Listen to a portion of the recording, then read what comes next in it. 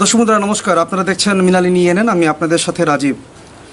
দর্শক বন্ধুরা, আপনারা জানেন আজকে 5ই সেপ্টেম্বর যারা শিক্ষক শিক্ষিকা যারা রয়েছেন তাদের সম্মানার্থে আজকে সর্বপল্লী শ্রী রাধাকৃষ্ণনের এই দিনটিকে আমরা যথাযোগ্য মর্যাদায় আমরা পালন করে থাকি সারা ভারতবর্ষে। আজকে আমার সঙ্গে একজন রয়েছেন, উনি শিক্ষকতা করেননি কখনো, যেটা আমার জানা নেই, হয়তো বা উনি করে থাকতে পারেন, কিন্তু উনি একটা শিক্ষা দিয়েছেন আমাদের রাজ্যের মানুষদেরকে, যাতে মানুষরা সঠিকভাবে চলতে পারেন। উনি হচ্ছেন রঙ্গমোহন রায়। আমরা সবাই ওনাকে চিনি, আপনারা সবাই রাজ্যের যারা আপামর জনগণ যারা রয়েছেন আপনারা সবাই পরিচিত রয়েছেন ওনার সঙ্গে। ওনার নামকে আর নতুন করে বলার এখানে অপেক্ষা রাখছে না। উনি হচ্ছেন রঙ্গদারোগা। এককালে ওনার নামে সবাই কাঁপতেন। কেন কাঁপতেন? উনি ভালো দিকটা তুলে ধরার চেষ্টা করতেন।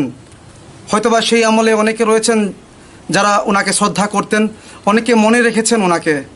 আজকে ওনার বয়স প্রায় 91 বছর, আপনার 91 রানিং। তো সেই জায়গায় উনি এখনও নিজের কাজ নিজে করছেন। আজকে সকালবেলা আসার কথা ছিল আমার, কিন্তু উনি ব্যাংকের কাজে হয়তো বা বেরিয়ে গেছেন বাইরে, কিন্তু উনি ওনার কাজ সবসময় করেন। উনি হচ্ছেন আপনাদের পরিচিত, আমাদের একটা পরিচিত নাম, উনি হচ্ছেন রঙ্গদারোগা। ওনার ভালো নাম হচ্ছে রঙ্গমোহন রায়।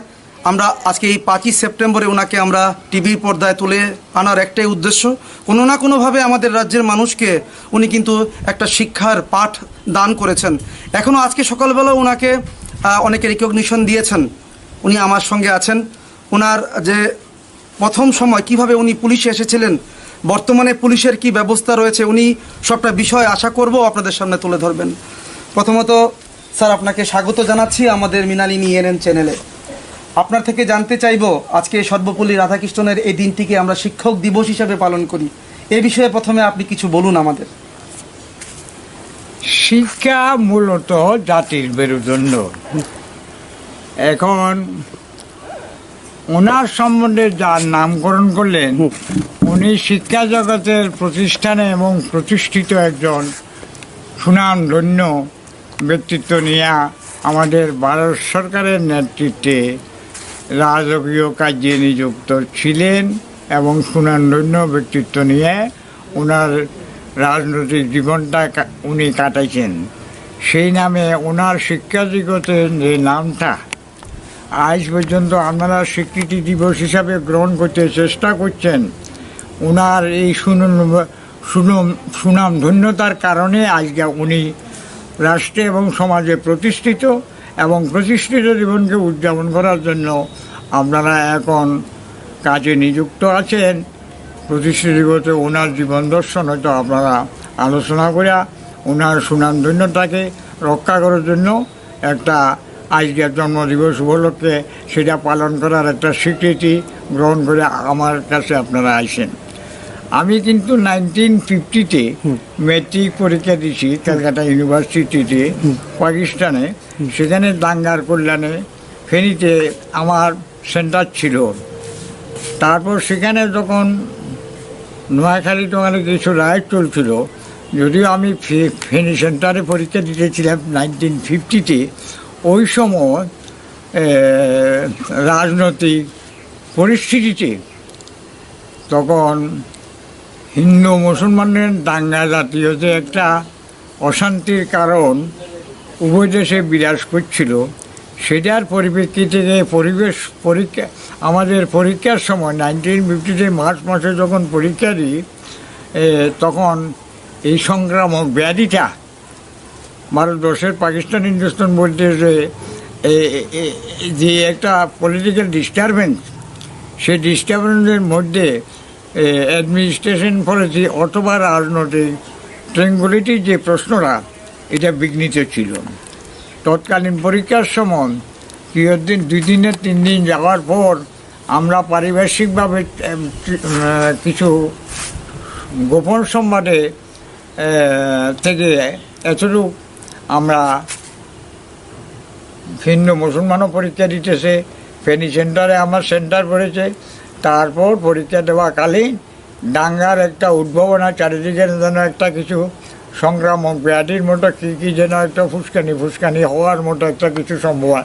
এমন অবস্থায় আমরা জীবন রক্ষার জন্য চিন্তা করিয়া দাঙ্গা হলে ফেনী সেন্টারে যদি আমরা সেখানে থাকি, যে কোনো রকমের অঘটন বা মৃত্যুর মুখোমুখি আমাদের হইতে হইতো।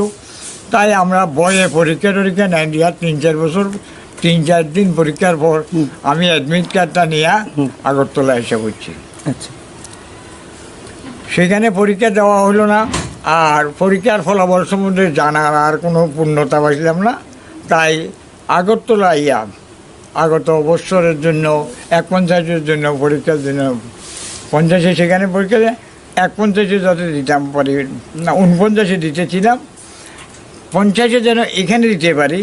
আমি অ্যাডমিট কার্ডটা নিয়ে আসাতে এখানে ভর্তি হলাম।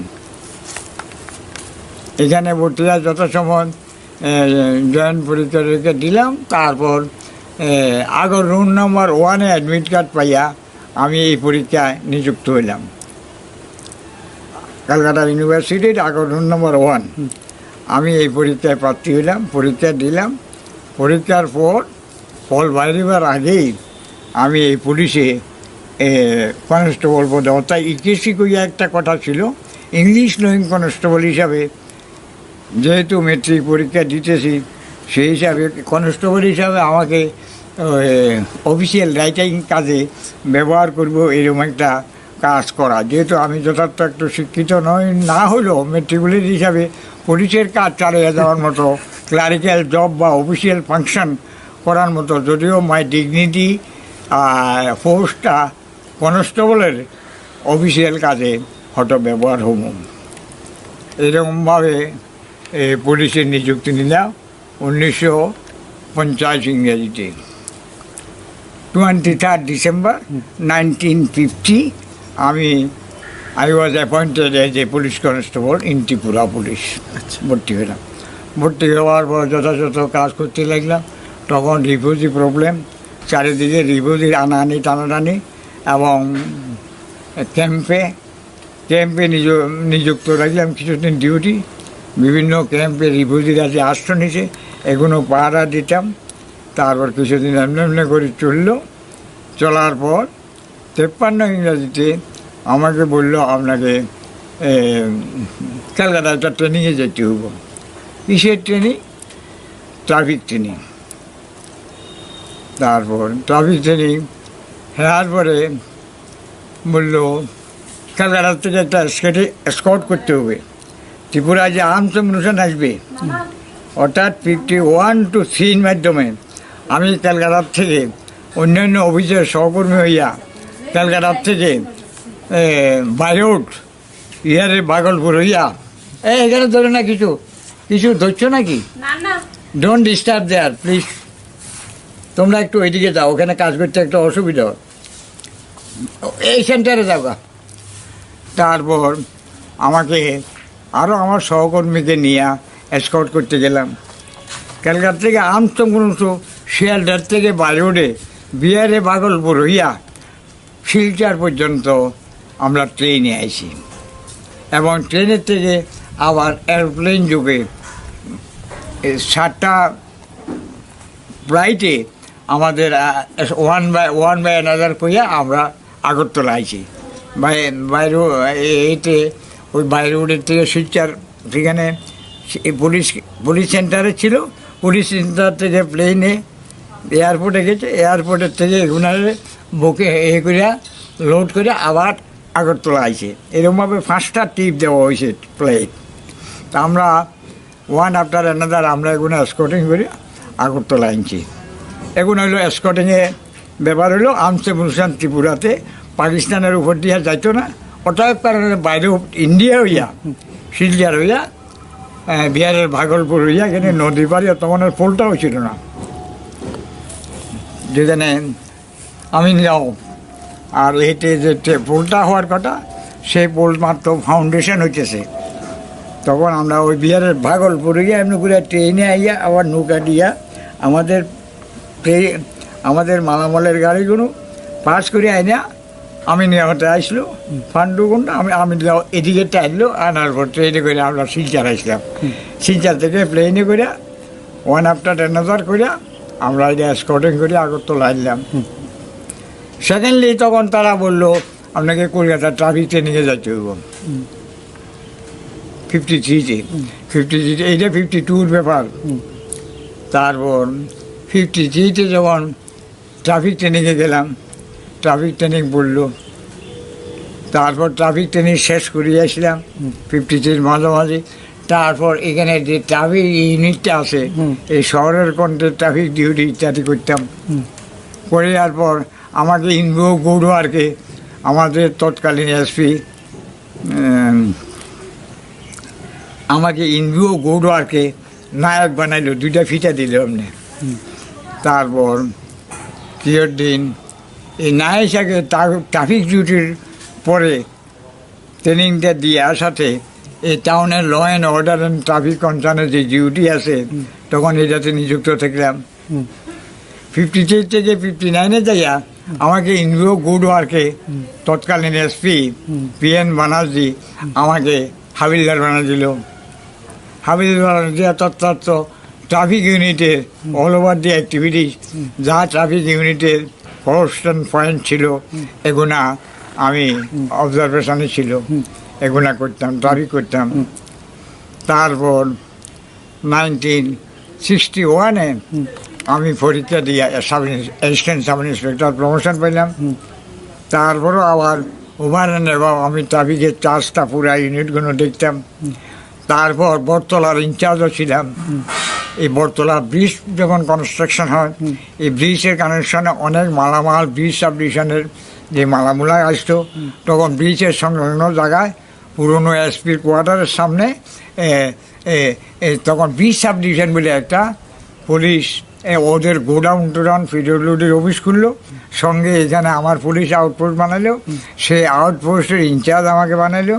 এদিকে লুক আফটার এবং ট্রাফিক এলাকার যে এলাকাটা ট্রাফিক এবং ল অ্যান্ড অর্ডার এলাকার মধ্যে মেনটেন করার জন্য এই আউটপোস্টের আন্ডারে আমি অফিসার ইনচার্জ হিসাবে কাজ করতাম। আচ্ছা, অফিসার হিসাবে কাজ করে এখানে ল অ্যান্ড অর্ডারও দেখতাম, সিচুয়েশান ট্রাকেল করতাম এবং ব্রিজের মালামাল এটার আমার অফিসটা যেখানে করছে, এখানে তখন পিডব্লিউডির গোডাউন ম্যাটেরিয়ালস ইত্যাদি এগুলো থাকতো, ম্যাটেরিয়াল ইত্যাদি থাকতো।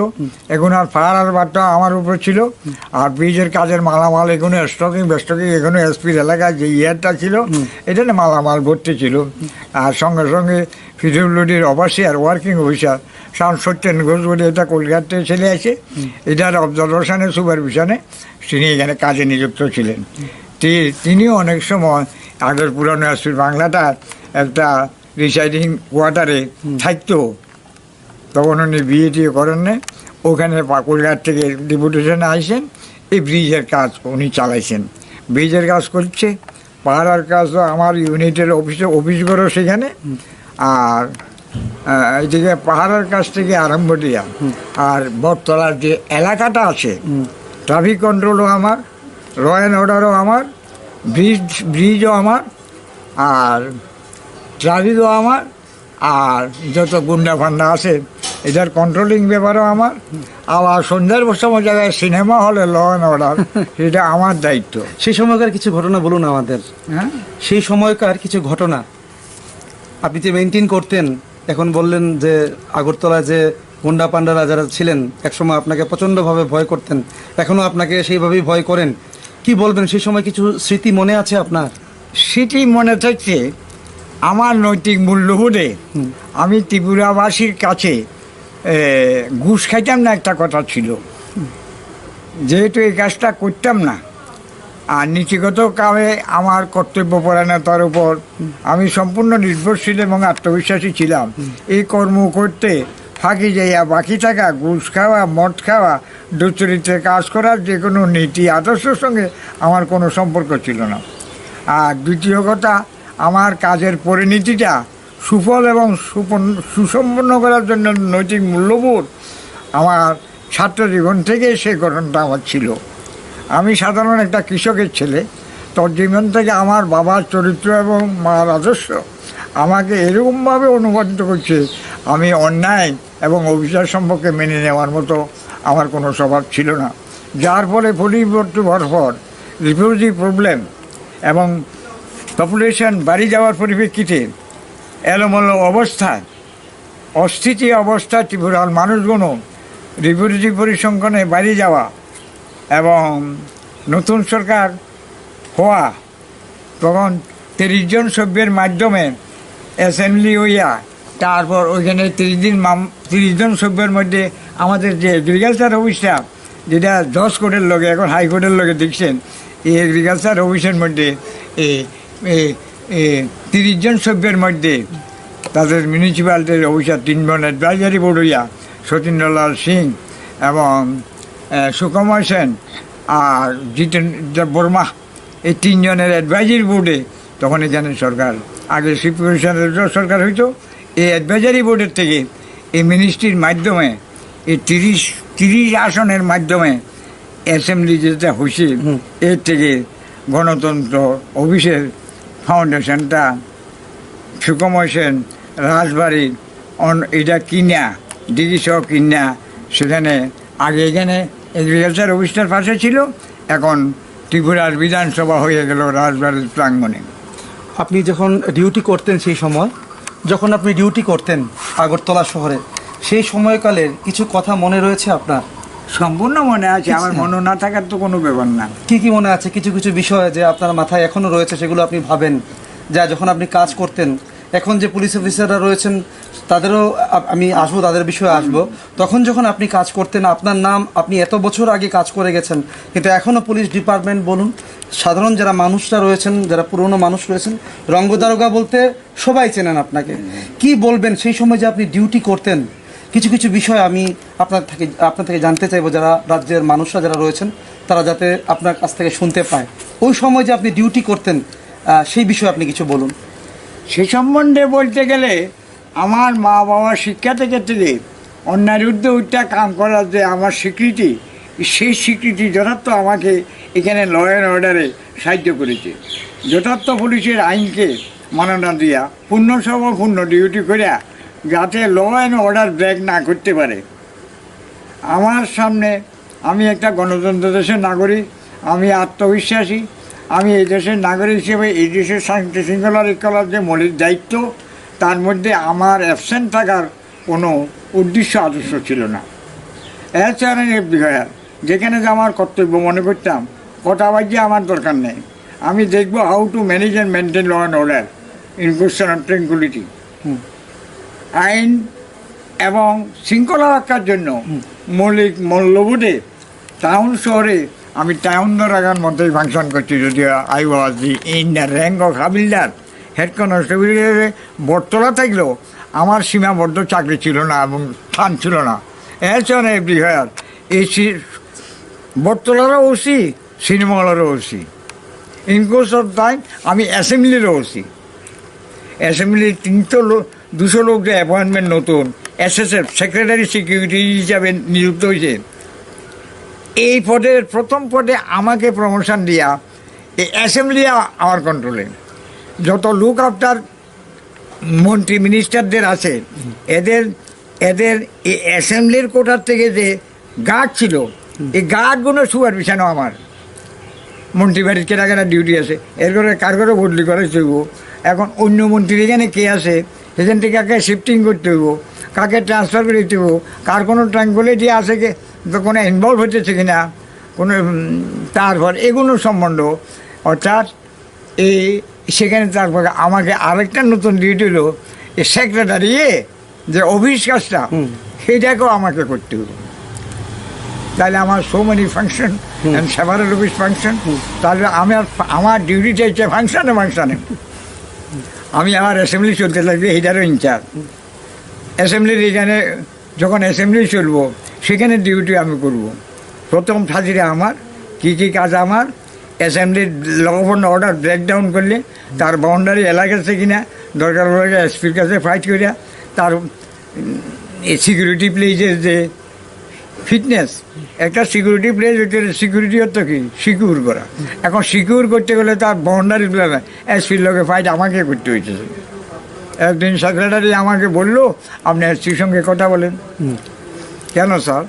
বললো এসপি আপনার সঙ্গে কথা বলবে। আচ্ছা বলেন। আমি স্যারকে ধরলাম, কেন আমাকে চাইছেন? ওরা বলছে এই ফুলের সারা যে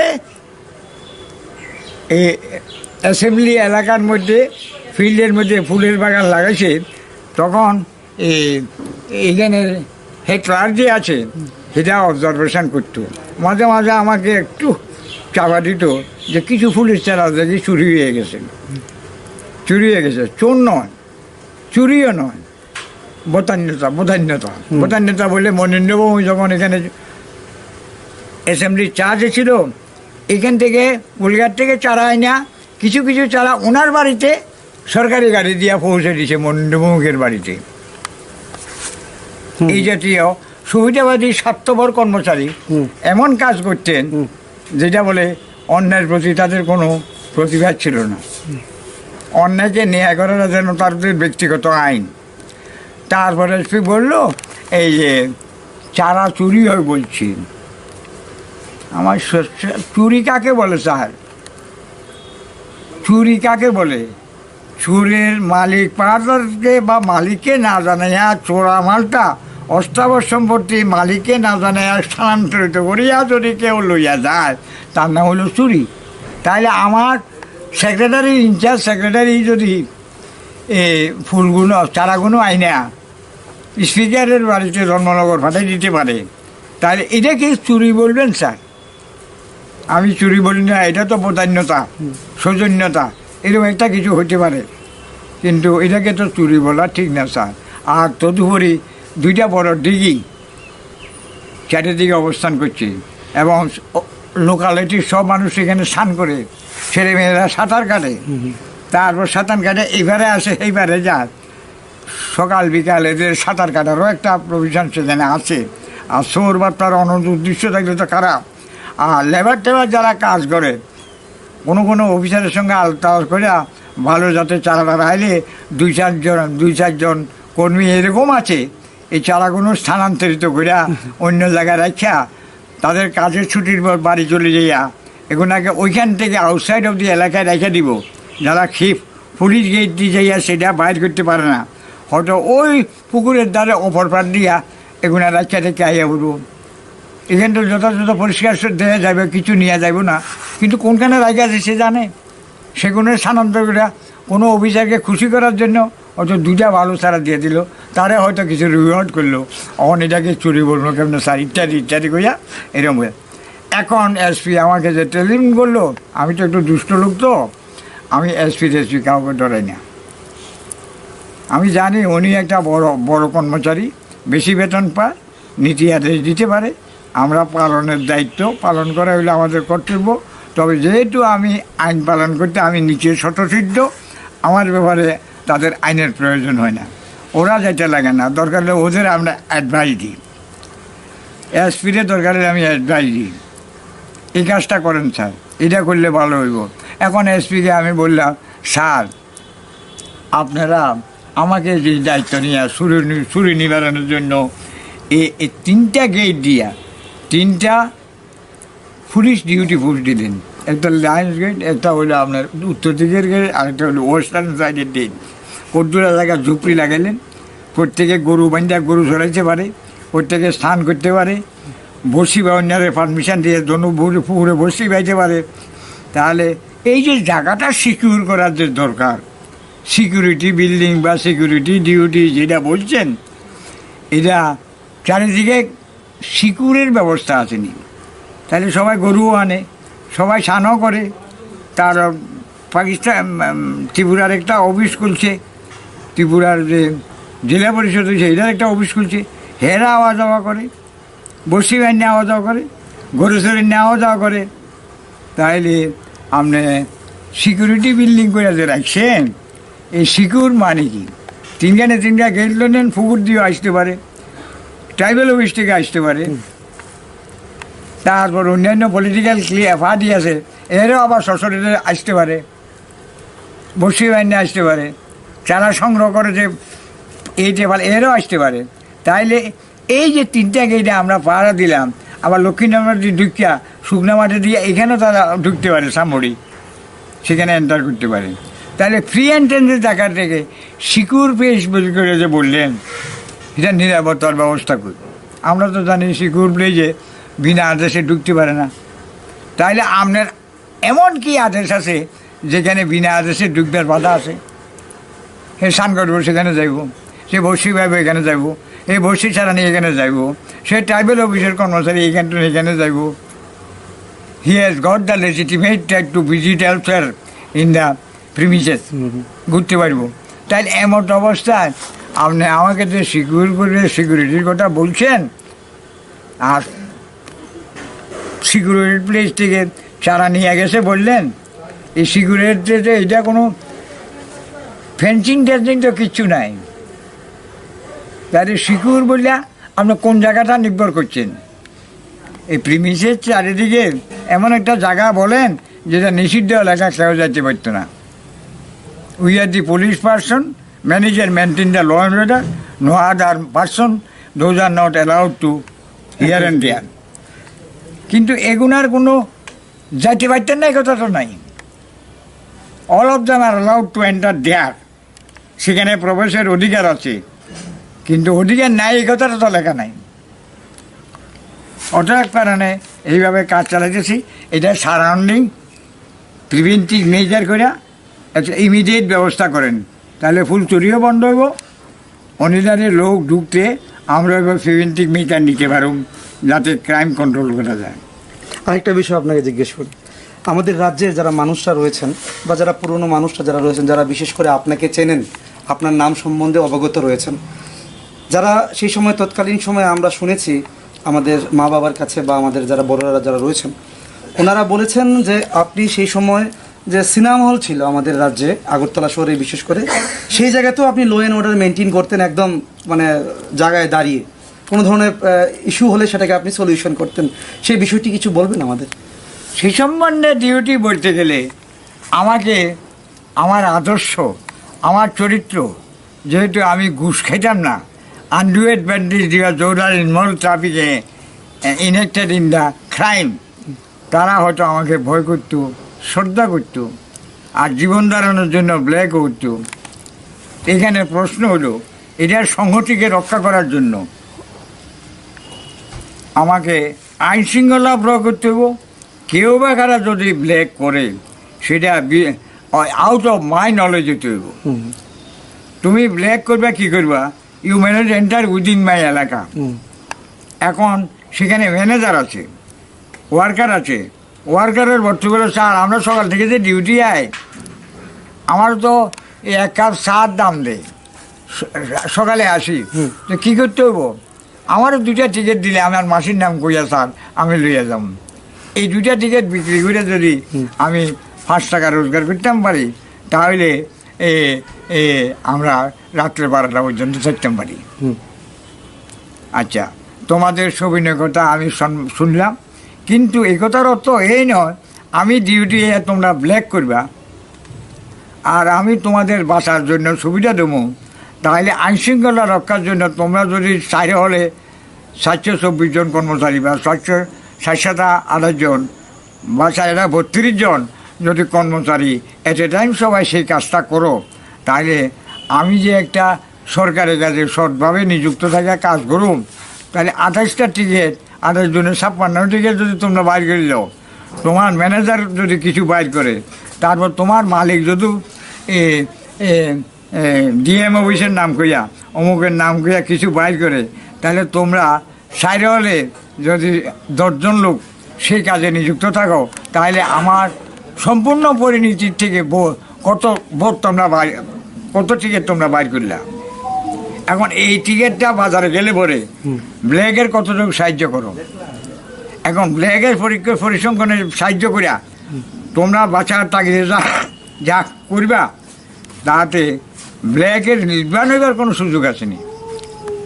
তোমরা ম্যানেজারে বলবো, এই যে আমার ইলেকট্রিক অফিসের অমুকে চাইছে এত, ফায়ার ব্রিগেডে চাইছে এত, সেক্রেটারি অমুক পাইছে এত, আমার অফিসের এত, কর্মচারী গেছে যে আমার মাসির এত, ইত্যাদি ইত্যাদি কইয়া নিজে। আর পুলিশ অফিসার যে আছে হেরা ব্ল্যাক করে, হেরা ব্ল্যাক করে মারি, হেরা আইসা স্যার আমার বড় ঘটেছে কি বড় 6টা টিকিট বেলকনি, আর আমার মাসি আইবা আমার 2টা। তাহলে কী করতে হইব? তাহলে এরকম সম্বোধনীয় আশা, সেটাকেও কাজল করিয়া আমাকে চালিত বড় চারটা কইছে, না 4টা দেওয়া যেত না, আর এখন ডিমান্ড বেশি, দরকার হলে অন্য দিন নেও আজ, আর তুমি দরকার হলে ফার্স্ট ক্লাসের লই যাও না সেকেন্ড ক্লাসের লই যাও। এইভাবে ট্র্যাকপটে ম্যানেজ করিয়া এই ডিস্টারবেন্সগুলো ফেস করিয়া তারপর আমাদের কাজ করতে হয়েছে। দিছি না কথা চলবে না, কিন্তু এগুলাকে রক্ষা করে চলতে গেলে চালাতে গেলে যা হয় কিছু অসুবিধা আমাদের পড়তে হয়েছে। অসুবিধা পড়তেছে সব দিক দিয়ে আর শান্তি এবং সুখী করা যায় না, এখন ট্র্যাক পলি ম্যানেজ করছি। বড় বড় আইজা দেন, ছোটো বউ আইজা নিতে হচ্ছে না, আপনার আজ পাচ্ছেন না, আপনারা কাজ দেবো নতুবা অন্য বইতে দেখেন। এইভাবে যে হলটার ডিমান্ড কম সেখানে টার্মিনেট করলাম। It is a question of manage. এবার আপনার কাছ থেকে জানতে চাইবো স্যার, আপনারা যখন যেই সময় যেভাবে ডিউটি করতেন, ডিউটিকে আপনারা সব কিছু মনে করতেন যে ডিউটি আমার কাছে সব, তো আজকের দিনে দাঁড়িয়ে কি পার্থক্য দেখতে পাচ্ছেন স্যার আপনি? সেখানে প্রশ্ন হলো ল অ্যান্ড অর্ডারকে ম্যানেজ করতে যায়, will be the incharge of that unit. সেই ইউনিটের ইনচার্জ যে আছে তার ক্যারেক্টারের উপর অনেক নির্ভর করে। সেই বাবু যদি যে ইউনিট চালায় সেই ইউনিটের লোক যদি তিনি চরিত্রহীন হন তাহলে স্টাফ কন্ট্রোল করা কষ্ট। আমি এই ইউনিটে আছি, এই ইউনিটে আমি যে কোনো একটা ফাংশনে একটা আউটপোস্টে আছি, আমি আউটপোস্টে থাকি। এই আউটপোস্টকে ম্যানেজ করতে গেলে আমার প্রথম যে I will be the incharge of that unit, তাহলে there is a question of law and order. Law and order হইলে যেখানে দরকার হয় সেখানে তো পুলিশের দরকার হয়। এখানে পুলিশের যদি ক্যারেক্টার না থাকে, সেলফিশ হয়, ওয়ার্কলেস অ্যান্ড ইউজলেস হয়, তাহলে there manage and duty is not fulfil in question of tranquility. আমি নিজে ব্যর্থ, I am not united, my staff also not in my control. তাহলে আপনার যে অফিসার ইনচার্জের তার লগে বলে আমার লাগে চাল হইয়া কই কত পাইছ সেখানে, আমার লাগে চান সবার লেগে যান। যদি আনডিউ অ্যাডভান্টেজ নেন, সেখানে আনডিউ চরিত্র ক্যারেক্টার যে হয়, তার থেকে ইউনাইটেড গভর্নমেন্টকে ইউনাইটেড থাকার ল সার্ভিস ডিভাইস যে তার প্রিন্সিপাল অবজেক্ট, সেগুলো আর কি সে ম্যানেজ করতে পারে না। It is the question of immorality as because they are not the worker of the work. এখন বর্তমান সময়ে যারা যারা পুলিশ অফিসাররা যারা রয়েছেন, যারা কাজ করছেন, তাদেরকে উদ্দেশ্য করে আপনি কি বলবেন? তাদের নৈতিক চরিত্র কি হওয়া উচিত? কিভাবে মানুষকে সেবা দান করলে আপনার মতো যে একটা, আজকে আপনি 90 বছর হয়েছে কিন্তু রাজ্যের মানুষ আপনাকে এখনও ভুলতে পারেনি। আজকে এই শিক্ষক দিবসে আজকে আমরা আপনার বক্তব্য আমরা তুলে ধরছি। আপনি কোনো না কোনোভাবে রাজ্যের মানুষকে একটা শিক্ষা দিয়েছেন। আপনি হতে পারেন যে আপনি পুলিশ ডিপার্টমেন্টে কাজ করেছেন, পুলিশ ডিপার্টমেন্টে আইনকে শ্রদ্ধা করে আইনের মধ্যে থেকে আপনি কাজ করেছেন, সততা নিয়ে কাজ করেছেন। সেই সততা কিন্তু মানুষ মনে রেখেছে। কিন্তু বর্তমান প্রজন্মের যারা পুলিশ অফিসাররা রয়েছেন, তাদেরকে আপনি কি বার্তা দেবেন? তাদেরকে কিভাবে চলার আপনি পথ দেখাবেন যে আপনারা সেইভাবে চলুন, তাহলে আপনাদেরকেও মানুষ মনে রাখবে? এখন প্রশ্ন হলো, পুলিশ ডিপার্টমেন্ট যে ডিপার্টমেন্ট, সেটা হলো এই ডিপার্টমেন্টটা head of the department to manage the tranquility, to manage the peace, to manage the law and order. That is the question of discipline. এই ডিসিপ্লিন স্বভাব হইয়া যদি ডিজিও হয়, এই যে টিএসআর করছে ডিজি হয়েছে, তারা প্রত্যেকটি ইনসিডেন্টের যে টাকা গুণা, ওই যে ব্ল্যাক করছে, অমুক করছে, ধরছে 3000 10,000 হয়েছে, ওষুধ থেকে আরম্ভ দিয়া এই যে অক্ষণে যে ডেপুটি পুলিশ হেড হয়েছে, ডাইরেক্টর হয়েছে, এক্ষণে যে প্রমোশনগুলো বসে, এরা কদিন আগেও ঘুষ গেছে দিলাম ওরা। আপনি হয়তো জানেন, আপনার বোধ জানা রয়েছে যে কিছু কিছু পুলিশ অফিসার যারা নিযুক্ত ছিলেন আমাদের প্রশাসনের কাজে, তারা প্রশাসনিক দায়িত্ব পালন করতেন, কিন্তু কোনো না কোনোভাবে তারা অবৈধ কাজের সঙ্গে যুক্ত হয়ে পড়েছেন এবং এখন বর্তমানে ওনারা জেলেও রয়েছেন। একজন পুলিশ অফিসার হয়ে ওনারা এই ধরনের কাজ করছেন, কি বলবেন আপনি? কি বলবেন আজকের এই দিনটা? আপনার সোজা কথা, এটা হলো সোজা কথা। দোজ আর নট মোরালিস্ট, যারা চরিত্রবান নয় তাদের জাতিগত আদর্শে অধিকার নেই। They are not belongs the character as because they have no education and lesson of education. How to manage tranquillity, it is duty of the police person. কিন্তু ট্র্যাঙ্কুইলিটি বলতে যদি সে মনে করে আমি ঘুষ খাওয়াই বাহাদুরি মনে করি, এটার থেকে চা মিষ্টি খাই মনে করি, এত টাকার একটা ইচ্ছা মাস পেলে আমি ভারত লিয়া যায় ববুলারে সুখে খাইতে পারি, তার যে প্রিন্সিপাল অবজেক্ট অফ মাইন্ড যদি সে ম্যানেজ অ্যান্ড মেনটেন করার মতো এবং চেক আপ করার মতো যদি ক্যারেক্টার বিল্ড আপ না হয়, he will be participate all kinds of games, bloody games of immorality. যার ক্যারেক্টার কন্ট্রোল করার ক্ষমতা নাই, ইনমোরালিটি বিলংস, সে এই উপদেশ দিলে পরে সে যা অ্যাডমিট করার মতো তার ক্যারেক্টার নাই। There is not the question of nobility, how manage or maintain the law and order. আর আমি চাকরিতে আছি, আমি তো চাকরি করছি, আমি উপস্থিত আছি, না করছি যাইও না, ফিসিতে টাকা দিলে আবার করছি জায়গা তাড়াতাড়ি জায়গা। তাহলে এই মোরালিটিকে how you can control yourself. যেখানে পুলিশ অফিসার যেটাকে ল অ্যান্ড অর্ডার ম্যানেজ করবো, আইনশৃঙ্খলা রক্ষা করব, চুরি নিবারণ করব, সেই যদি কেউ বাভাসের জায়গা ধর্মনগর যে আপনার এই স্টেশনটা আছে, ওই চুরাইবাড়ি স্টেশনটা ফাঁসে দিয়ে একটি রাস্তা আছে, সেইটা কি এর সেন্ট্রাল রোডের একটা গাড়ির মধ্যে যদি 200 বার টিন লয়ে যায়, এটা পারমিশন ছাড়া যদি হয়, আইনবার অধিকার না থাকে, অনেক অধিকার যিনি জানে তারে কইছে তো ও এই রাস্তাটি এখানে জায়গা। কি বার্তা দেবেন আমাদের রাজ্যে যারা এখন নতুন প্রজন্মের পুলিশ অফিসার যারা রয়েছেন? Not only question of police officer, আপনার এই যে ইনকাম ট্যাক্সের যেসব লোকগুলো সে স্টেশনে থাকে, তারা 3 বছর থাকলে পরে সে স্টেশনে 4 চালান দিতে পারে। কইতে আছে কত টাকার মাল আনছ, এত টাকা, সেন্ট্রাল রোডের মাল, টৈনিবর্তী ওমেনবর্তী, গোডাউন হলো শিবনগর, সেন্ট্রাল রোডে না। এই 3 গুণা আছে, 5,000 মান্ডল আছে মনে করেন, এই 5,000 গাড়ির চার এই 5টার মধ্যে 5,000 করে নেয়। স্মাগলিং গুড লইয়া যদি আসতে হয়, এটার তলে দিয়া এই রাস্তা দিয়ে ঘুরে যাবেন গা, এটা চেক করবার নাই। তারপর যারা ইনকাম ট্যাক্স ধরে, ইনকাম ট্যাক্স অফিসার আছে, 3 বছর যদি সে সেখানে থাকে বাড়ির 2তলা চালান দিতে পারে, এরকম অনেক আমার জানা আছে।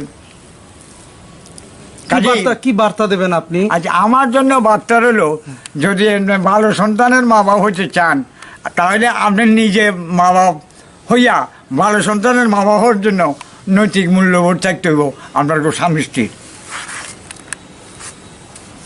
ঠিক, আমি যদি মা বাবা হইয়া ভালো থাকতে হয়, ভালো সন্তানের মা বাবা হইতে হয়, তাহলে আমার ছেলে মেয়েরা যাতে ভালো হয়, আমি নৈতিক চরিত্রে সুন্দর হইতে হইব।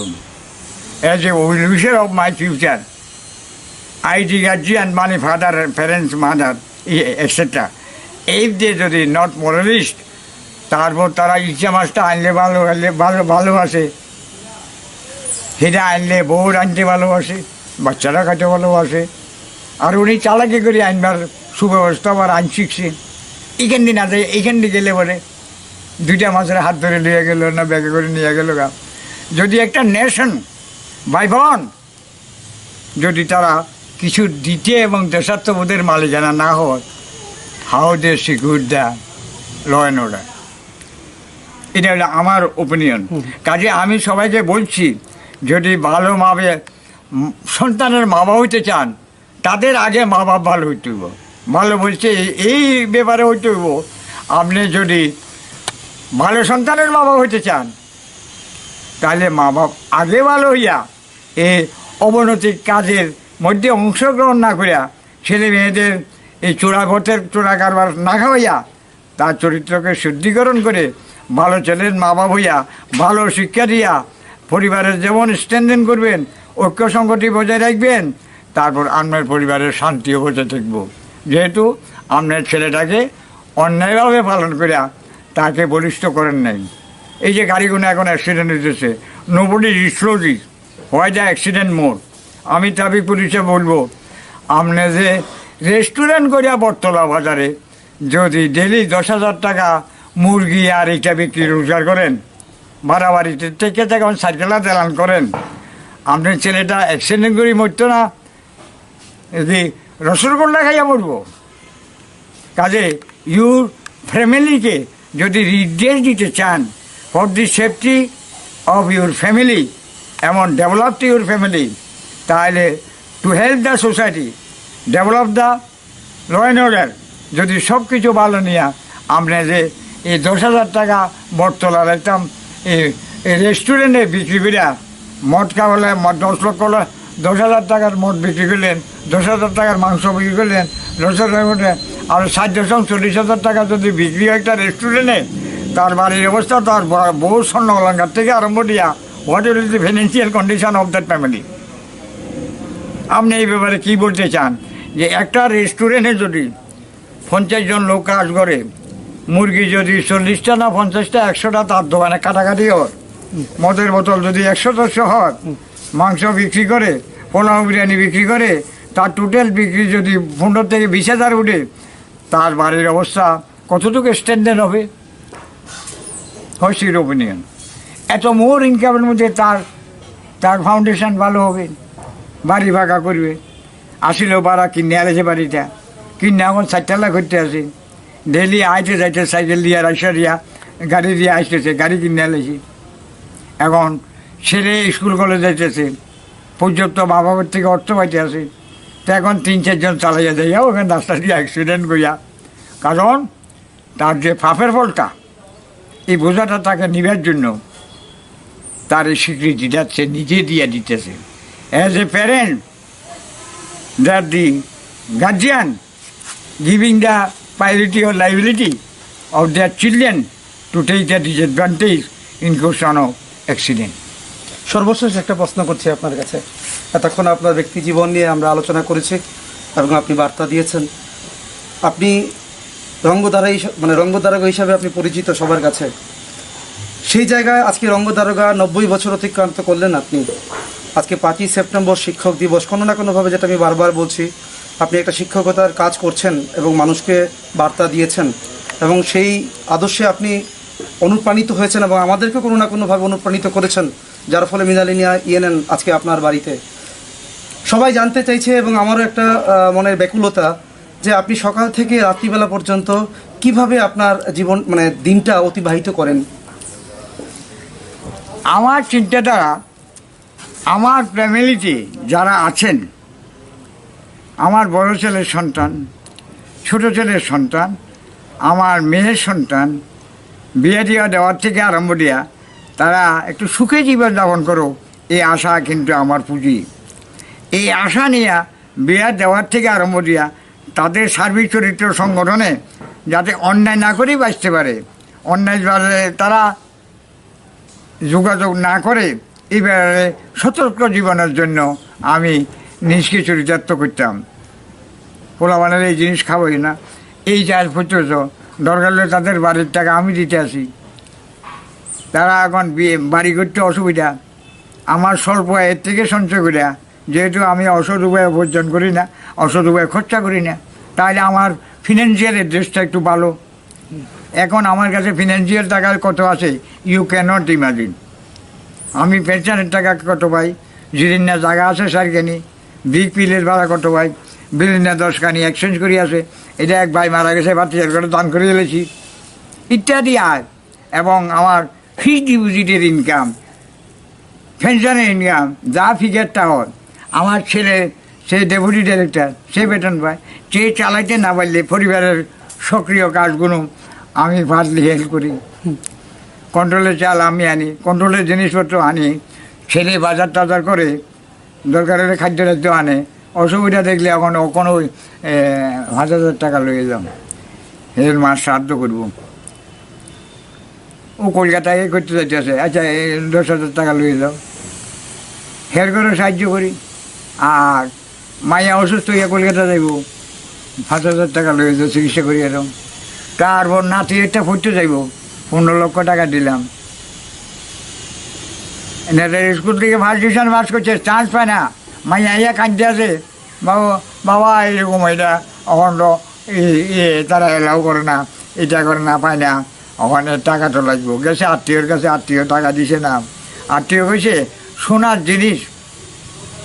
ওই হসপিটাল জমনি তার একটা মোসট ভাই আছে ডেন্টিস্টে, আপন বিশুদ্ধ ভাই আছে, মাসুদ্ধ ভাই না কিটা, ঠিক কইছে আমার মেয়ে যে গেছে নন্দের গুটার কি কইতে আছে সোনার জিনিস কিছু লই আইলে আমি লইয়া দিতাম পারো। মাইয়া কইতে আছে বড় মেয়ে, বাবা এখানে গেছিলাম, তারপর আছে সোনার জিনিস লইয়া গেলে তারা টাকা লইয়া দিতে পারবো। এই দেশ সালে সুর তো অজ্ঞানে না, টাকা এটা তো পাগল ছাগলে সোনার জিনিস টাকা দেয়, সে আত্মীয়কে এমন উপদেশ দিল কেন? তো ঠিক আছে বাবা, আমি 10 লক্ষ জমু গেছিলাম, পরে করে টান ভরে তারপর আরও 5 লক্ষ দিয়া এই ইন্দোরে ভর্তি করে দিছি প্রাইভেট কলেজে। প্রাইভেট কলেজে ভর্তি গেলে ফার্স্ট করাইয়া এখন প্র্যাকটিক্যাল করতে আছে। তাহলে একটাকে মেডিকেল অফিসার বানাইলাম, হেয়ার পরে ছেলে তো একটা ডাক্তারি করলাম। আমার ডাক্তারি করতে আমার কি নাম রয়েছে আপনার ছেলের? হ্যাঁ, যে ছেলে ডাক্তার, কি নাম রয়েছে? এই ডাক্তার সুশান্ত রাজ, আমার ছেলে না, ছোটো ছেলে না, এই গাছ বাজার আছে সুশান্ত রাজ, হ্যাঁ চেম্বার রয়েছে, ভালো কাজ করছেন উনি। ভালো কাজ, তারপরে রাজনৈতিকও যুক্ত আছে, হিটেও করে। এটা ঠিক আছে, এটা ওনার ব্যক্তিগত ব্যাপার। এবার আপনার থেকে আমি জানতে চাইবো, সকাল থেকে শুরু করে এই রাত্রিবেলা পর্যন্ত কিভাবে কাটান আপনি? আমি আমার ইংরেজি জানি আমি। Work is worship duty is God. কাজকে যে পূজা করতে পারে এটাই তার সাধনা। Work is worship duty is God. আমি সেই জিনিসটা বিশ্বাস করি। আমি ছোটো জীবন থেকে কর্মময়, গরু পালন থেকে আরম্ভ, ছাগল পালন থেকে আরম্ভ দিয়া, ক্ষেত খেতি করান থেকে আরম্ভ দিয়া, আপনি আমার অর্থাৎগুলো দেখেন না, এটা তো এখানে বাগানে ভর্তি থাকে মাইলার দাদা অমুক অমুকে। আমি এগ্রিকালচারিস্ট, যার জন্য আমার একটা ছেলে এগ্রিকালচারের তো অফিসার। এখন প্রশ্ন হলো, I love the work love me. আমি কাজ ভালোবাসি, আর কাজ আমাকে ভালোবাসে। আমি হয়তো বাগান করছি, ওই যখন ওই সকালে কয়টায় উঠেন আপনি? আমি 4:30 5টায় উঠে কি করেন? ওটা ওই আমার হেঘর থেকে এটা ও ডন বস্তু থেকে স্কুলে যাইব, আমার নাতিটা 5-এ পড়ে, তারা অ্যালার্ট করি, হ্যাঁ উঠে কাজের মেয়েরে ডাক দিতে, উঠছে নে রে, ঠিক কর। এটা দেখলাম। মাঠে যান খেলতে? হ্যাঁ, মাঠে খেলতে যান এখানটায়? না আমি খেলতে যাই না, আমার কাজে খেলা। আমি I don't kill the time, I have no habit to killing time. সময়কে মারা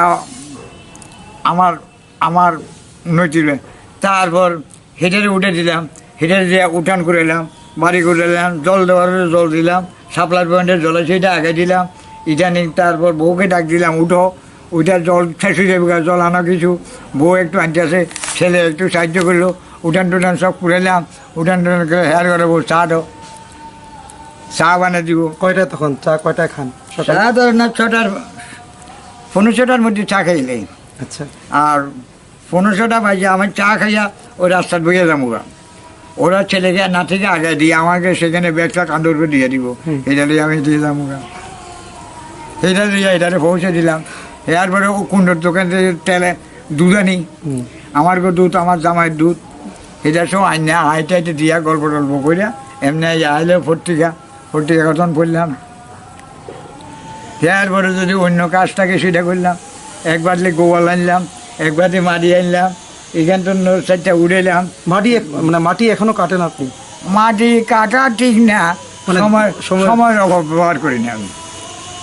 না ওই বিষয়টা না, আপনার গাছের যে আপনি গাছ লাগাচ্ছেন বাড়িতে দেখা যাচ্ছে, মাটি কোত্থেকে না আপনি নিজে কেটে? ও নদীর দ্বারা কিনারে পাইলে এখান তুন করে এখানে বালাইলাম, এটা জায়গার খাটে বালাইলাম, হতো না খাট বানাইলাম, ওইখানে বড় একটা খাটে গেছিলো, সেখান থেকে উঠে যায়, এখানে সাপোর্ট দিলাম, সেখানে খাটটারে আবার অন্য আবর্জনা নিয়ে ফেলাইলাম, ফলার উপরে সাপোর্ট উপর আবার অন্য মাটি দিয়া এখানটা নিয়ে উপর দিয়ে দিলাম।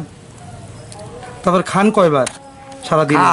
এই সকালবেলা 6:30টার মধ্যে খানি একটা হয়ে যাব। আচ্ছা। হেয়ার পরে যদি অসুবিধা বোধ করি তারপর বলে আবার করলাম চাটা খুঁটা লেগে ভাত কয়বার খান? ভাত ভাত ভাত 10টা, সাড়ে 8টা, 9টা, 10টা এরকম ভাত এক মোট সিদ্ধ, ডিম একটা অথবা একটা কিছু সিদ্ধ দিয়ে একবার সেটা খেলাম। আচ্ছা। খাই সকালে তো মুড়ি টুড়ি খাইছি। তারপর এই 10টা এইটা খামু, 10টা এইটা খাওয়ার পর যদি কুটা লাগে কমু তারপর আর কুটে চা বানাই দিব, বানাই দিয়ে এটা খামু, খাই এটা আবার কিছু কাম টাম করুম, কাম টাম করিয়া তারপর দরকার 2 বালতি মাটি আনু, ছোটো ছোটো বালতি আছে এমনি আইনা ওই নদীর কিনার থেকে কুড়িয়া আইনা ওই গর্ত ডিজাইনের মধ্যে এই মেডিটা দিলে চলে, এই মাটিটা সেইখানে দেবো একটু উঁচু হয়ে সব গোবর টোবর তো আইয়া এক গাল হেডার উপরে ফেলাম, হেডার উপরে ফেলালে ফলি মারি বললে কোমরের বেশি লাগাম। আর রাত্রিবেলা কয়টায় ঘুমান আপনি? 11:30টায় 12টায়। টিভি দেখেন? না, আমি টিভি দেখি না। যখন যুদ্ধ চলে ফলাফল সম্বন্ধে আমার মানসিকতা জাগে তখন দেখুন যে যুদ্ধ জয় হইতেছে, আমরা কী হয়েছি ইত্যাদি ইত্যাদি, তখন দেখুন। আর পূজার সময় আমি সময় নষ্ট করি না, আমি নাচ গান নৃত্য এইসব দেখি না, আমি সিনেমা পর্যন্ত দেখি না। সর্বশেষ একটা প্রশ্ন করছি আপনার কাছে, সেটা হচ্ছে রাজ্যের মানুষের উদ্দেশ্যে আজকে আপনি এই মুহূর্তে কি বার্তা দেবেন?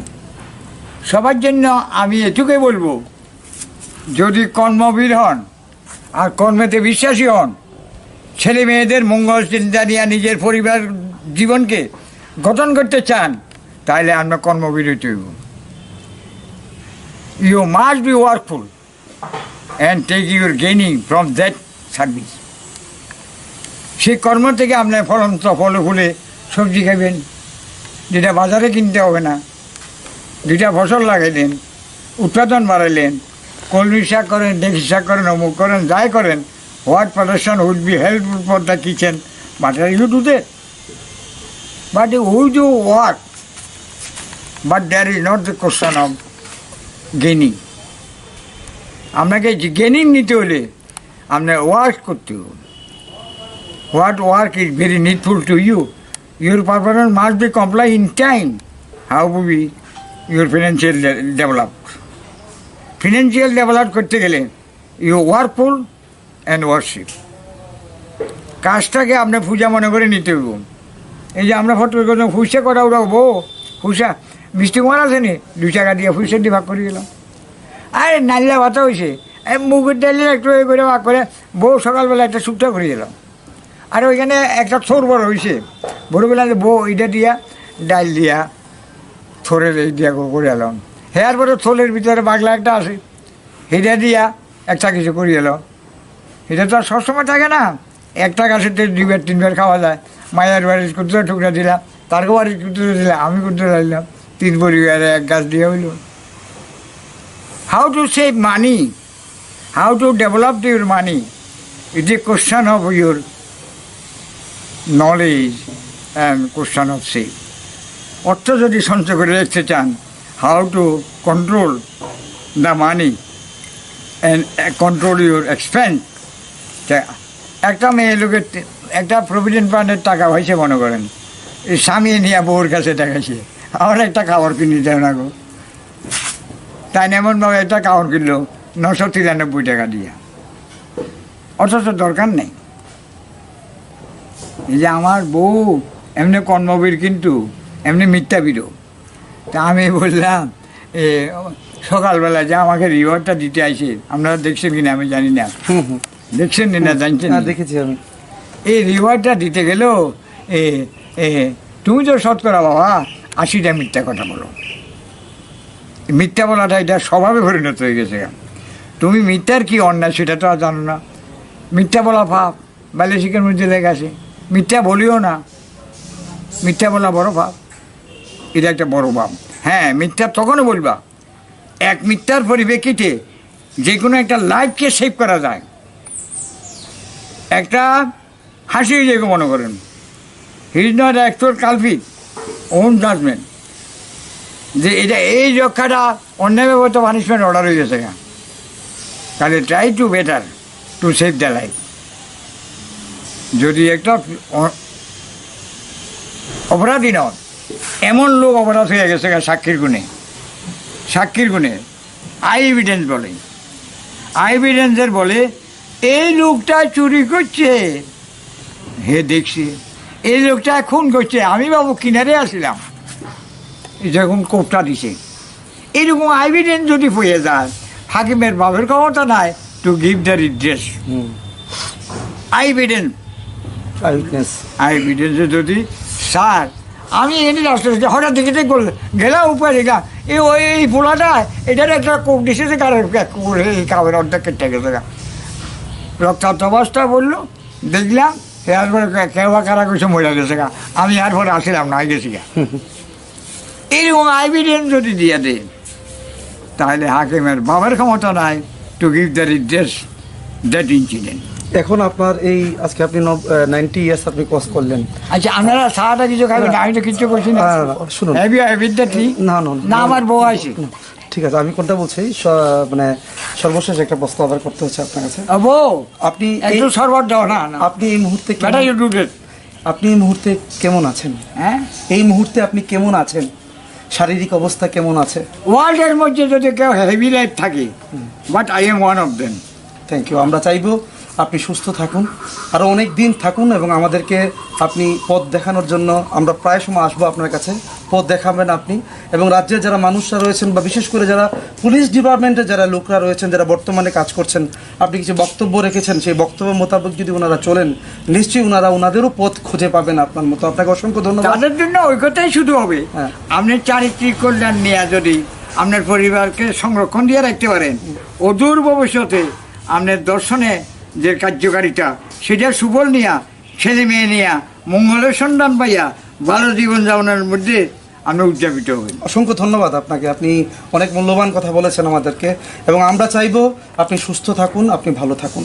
তারপর আমি 90 বছর 91 বছর চলছি, আর ত্রিপুরার মানুষের ওপিনিয়ন হচ্ছে আমি সেঞ্চুরি করলে বলে আমরাও সেই অপেক্ষায় থাকবো, আপনি সেঞ্চুরি করুন, আরও বেশি দূরে গিয়ে যান, আমরা চাইবো আপনি সেঞ্চুরি করুন। আমি আশা করবো আপনার আশীর্বাদ সবকে আমি যেন আপনাদের বার্তা পূরণ করতাম পারি, আপনাদের আজ্ঞা নিষেধাজ্ঞা যা কিছু বলেন ভালো মন্দ সব যেন আমি আপনাদের আরও 10 বছর করে দেয়া আমার উপস্থিতিতে আপনার মনোরঞ্জনের সাহায্য করতে পারি, মানুষের দিকে উপকার করতাম পারি। এর থেকে যদি আপনাদের সমাজ এবং রাষ্ট্রের কল্যাণ হয়, তাতে অংশীদারত্বে আমি আর আয়ুর সময় নিতে চেষ্টা করব। থ্যাংক ইউ আপনাকে। দর্শক বন্ধুরা, আপনারা আজকে ইন্টারভিউ দেখেছেন। আজকে 5ই সেপ্টেম্বর শিক্ষক দিবস হিসাবে আমরা এই দিনটিকে পালন করি।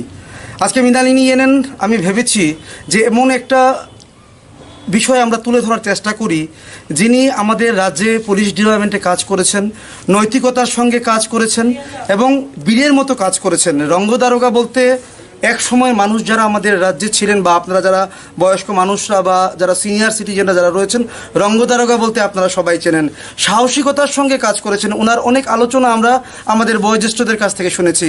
আজকে 5ই সেপ্টেম্বর 2019, আজকে আমি নিজে গর্বিত এবং আমি নিজে আপ্লুত। মৃণালিনী এনএনের পক্ষ থেকে আজকে আমি ওনার ইন্টারভিউ নিলাম এবং আপনাদের সামনে তুলে ধরলাম, এবং উনি আশা প্রকাশ করছেন রাজ্যের মানুষ ওনাকে আশীর্বাদ করুন। উনি আজকে 90 ইয়ার্স ক্রস করেছেন, উনি চাইছেন উনি যাতে সেঞ্চুরি করে। আপনাদের আশীর্বাদে উনি নিশ্চয়ই সেঞ্চুরি করতে পারবেন, এই আশা রেখে আজকে আমার এই অনুষ্ঠান দর্শক বন্ধুরা আমি এখানে শেষ করছি। কিন্তু দেখতে থাকবেন অবশ্যই মৃণালিনী এনএন। নমস্কার।